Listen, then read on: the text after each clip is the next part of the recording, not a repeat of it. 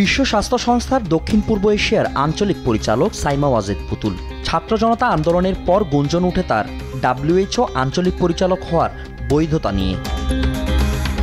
এমন পরিস্থিতিতে বর্তমান সরকারও সাইমা ওয়াজেদ পুতুলের সাথে কাজ করার ক্ষেত্রে অনাগ্রহ প্রকাশ করেছে। শুধু তাই নয়, তার বিরুদ্ধে হয়েছে রাজুক প্রকল্পে দুর্নীতির মামলাও। রোববার দুর্নীতি দমন কমিশন থেকে একটি চিঠি পাঠানো হয়েছে পররাষ্ট্র মন্ত্রণালয়ে, যেখানে উল্লেখ করা হয় হাসিনার কন্যা হিসেবে পুতুলের বিশ্ব স্বাস্থ্য সংস্থার পদে থাকার বিষয়ে প্রয়োজনীয় ব্যবস্থা নিতে। সাইমা ওয়াজেদ পুতুলের যেই নিয়োগ সংক্রান্ত বিষয়ে এটা অনুসন্ধান কার্যক্রম শুরু হয়েছে। অনুসন্ধান দল ইতিমধ্যে তাদের কার্যক্রম শুরু করেছেন।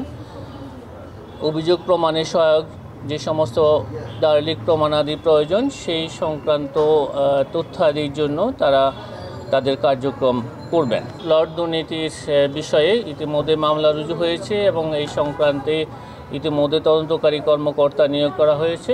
তদন্তকারী কর্মকর্তা আইনানুগভাবে যে কার্যক্রম গ্রহণ করা প্রয়োজন সেটি করবেন। এদিকে 23 কোটি টাকার অবৈধ সম্পদ অর্জনের অভিযোগে সাবেক মন্ত্রিপরিষদ সচিব কবির বিন আনোয়ার ও তার স্ত্রীর বিরুদ্ধে মামলা করেছে দুদক, এবং 27 কোটি টাকার অবৈধ লেনদেনের প্রেক্ষিতে সাবেক কৃষিমন্ত্রী উপাধ্যক্ষ আব্দুস শহীদ ও তার স্ত্রীর বিরুদ্ধে মামলা করা হয়। ক্ষমতার অপব্যবহারের মাধ্যমে তার নিজ অবৈধ অর্থকে বৈধ করার অসৎ উদ্দেশ্যে তার স্ত্রীর নামে বর্ণিত সম্পদ অর্জন ও দখলে রাখতে সহায়তা করেছেন।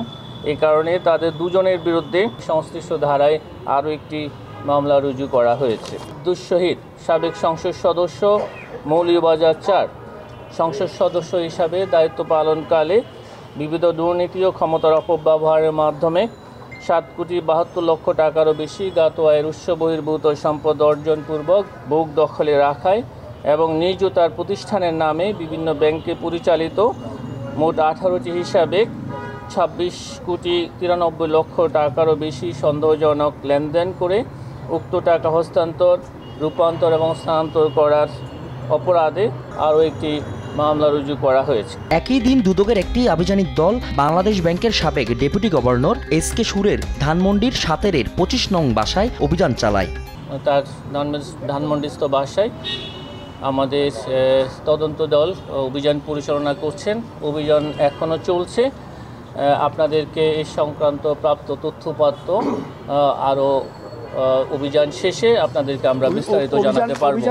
অভিযান কার্যক্রম শেষে সেই বাসা থেকে প্রায় নগদ 17 লাখ টাকা উদ্ধার করে দুদকের আভিযানিক দলটি। ফজলে আদিত্য, দেশ টিভি, ঢাকা।